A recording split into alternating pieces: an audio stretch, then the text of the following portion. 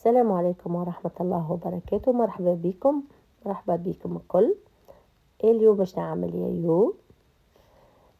اليايو هذا يجيك هشوش ويجيك بنين.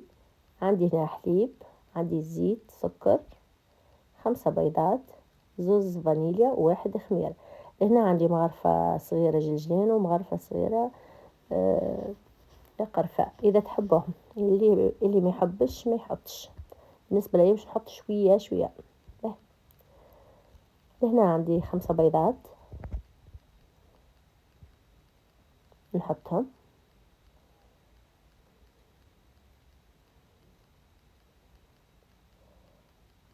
نركضهم. نوريكم الطريقة كيفاش تقدر تحطوا الكمية متاعت الزيت والحليب. هنا تجيك مقادير مضبوطة، تجيك الكعبة باهية متاعت اليايو، يايو أو كيك. لهنا نعمل 10 مغارف سكر،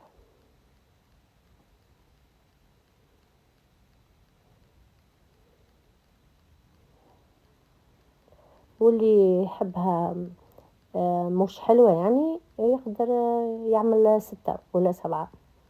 بالنسبة لي نحبها عادية، معناها حلوة عادية، مش ناقصة ومش زايدة. عملت 10 سكر. هنا عندي زيت نباتي، نعمل كيف 10.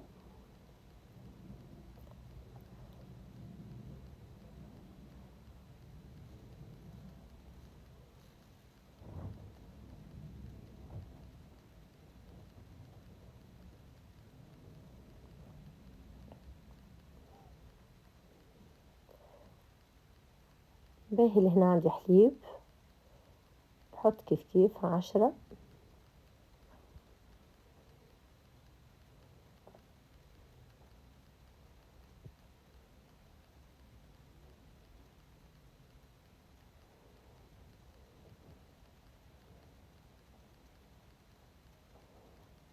ما يسحقش انه يتعجن برشا يعني، دوب ما تتلم من بعد العجينة. تنوريكم كيفاش.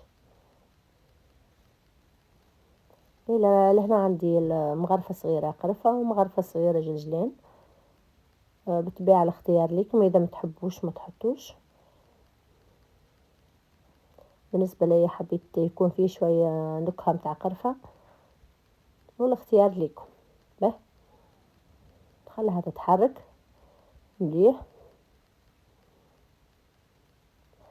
حتى تولي كيف هكا.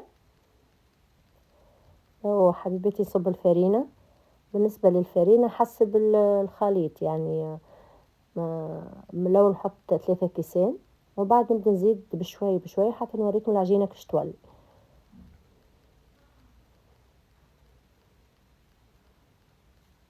هنا نحط 3 كيسان. به نحط عليها السكر فانيليا.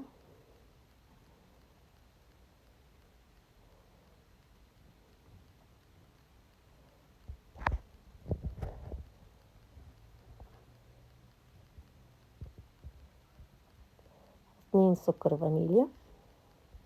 ونعمل لها واحد خميرة. خميرة ما تكتريش، خميرة باكو واحد يكفي.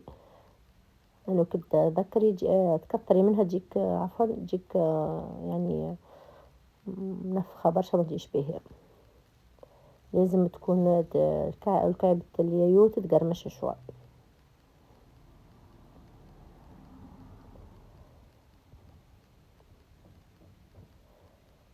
باهي نحركها تو. نوريكم كيفاش من بعد باش نزيد بشوية بشوية فرينة. خليها تتحرك الساعة هذه الأول.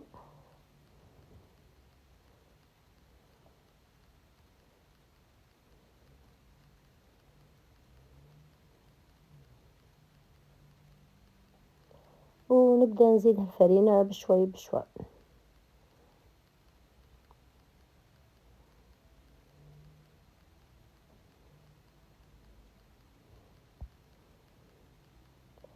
نزيد شوي شوي فرينة وهي تتحرك هكاك حتى اللي نتحصل على العجينة اللي حاجتي بها. خلاها هكا وزيد الفرينة بشوي. لهنا نصب شوية زيت باش نحط فوق منها العجينة، تنوريكم العجينة كيفاش ولت، ما تجيش يابسة وما تجيش طرية. شوفوها تجي شادة روحها كيف هكا، كيف ما تشوفوها.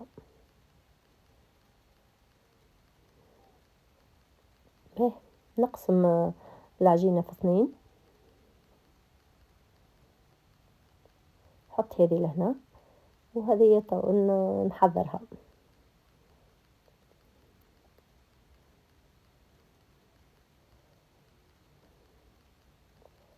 باهي لهنا حطيت لتر زيت. لازم تكون عندكم مقلة يعني تكون عالية شوي وإلا كسرونة. نحط فيها لتر زيت. باهي نحل العجينة نتاعي بالطريقة هذه، ما نعملش الكعبة خشينة برشا، نعملها هكا كيف ما تشوفوا. العلو متاعها يكون متوسط.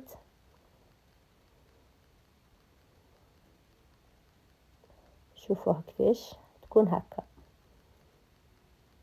ان شاء الله واضحه لكم. نجيب كيس كيف هكا يكون كبير شوي، ولا تستعملي غطاء متاع دبوزة الماء ولا اي حاجه عندكم هكا، المهم كيف ما تشوفوا. نقسم بها كعيبات هذوما بالطريقه هذه سهله. وديما هون الكيس ندهنه بشويه زيت باش ما يلصقش ليا في العجينه. شوفوا بالطريقه هذه ننزل عليها تصبح لي كعيبه كيف هكا حتى نكملهم الكل. لهنا حبيبتي كملت كعبات، مازال كان ننقبهم في الوسط بالطريقة هذه. هاولوا ديما نختار لكم حاجة سهلة وفي نفس الوقت بنينة.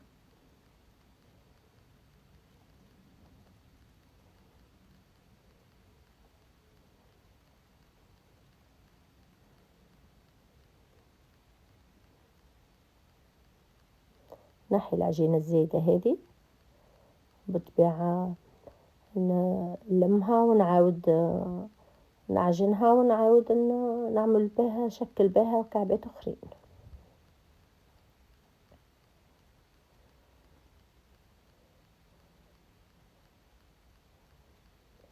نحل الغاز على الزيت يبدا سخون. عاوني العجينة هذه نحطها على جنب ونعاودها من بعد حتى اللي توفى لي العجينة الكل.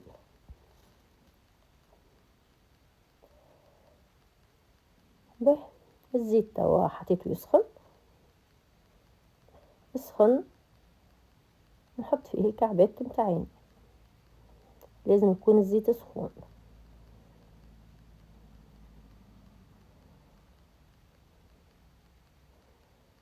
هكا. بالنسبة للعسل طيبته. اللي تحب على الطريقة كيفاش حضرت بها العسل بتاع اليوم بتاع اليوم تكتب لي ونقولها عليها.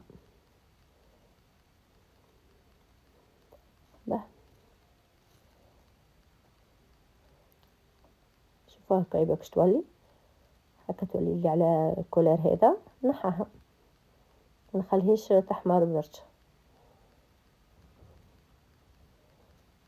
الغاز خليه متوسط هكا الكعبة تطيب لي براحتها. شوفوا ما شاء الله جوك عباد كيف هكا. خليها تبرد شوي ونزيد نحط كعبات الاخرين.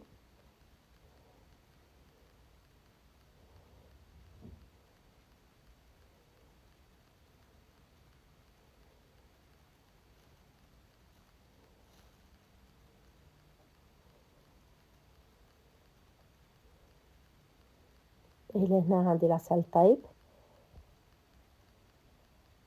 كيف ما قلت لك، من تحب على الطريقة تكتب لي. نخلي اليايو يبرد شوي ومن بعد نحطوه في العسل، ما نخليش يتنفخ برشا. شوفوا بالطريقة هذه.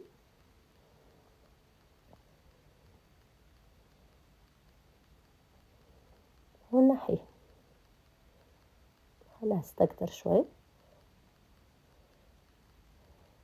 هكا، يتنحى منها العسل الزايد الكل.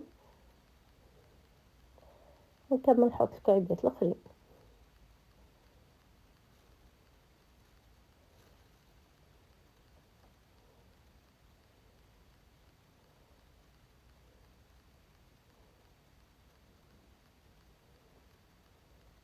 اللي تحبهم شايحين راك تقدري تخليهم شايحين، اما بالنسبه لليايو هو يجي كيف هكا، يتغطس في العسل نتاعو. ومن بعد نحط عليه شويه جزلان من فوق، ما نقدموش الا ما يبرد. من المستحسن تخليه يبات ومن بعد تقدميه.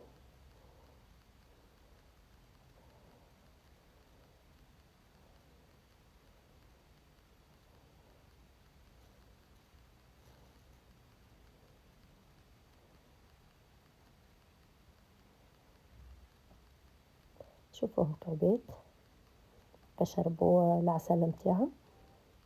ونحط من هنا في حاجه تكون هكا باش نحى منهم هكا زايد الكل. نحط عليه شويه جزلان. لهنا حبيباتي كملت حضرت كعباتي الكل. شوفوا كيفاش يجي تقرمش ويجي بنين. ان شاء الله يا ربي تكون الوصفه اليوم متاعت اليوم تاعي عجبتكم. ما تنسوش تجربوها، ما هوش صعيب. كيف ما وريتكم صب عليها شويه العسل هكا شويه من فوق، ونعاود نرشها بشويه جزلان ونحطهم في الطبايق كيف هكا ونخليهم يبردوا. هو من المستحسن يتكل بارد خير. ان شاء الله يكون عجبكم اليوم تاعي اليوم. ما بقى كنقول لكم السلام عليكم ورحمة الله وبركاته، في حفظ الله ان شاء الله.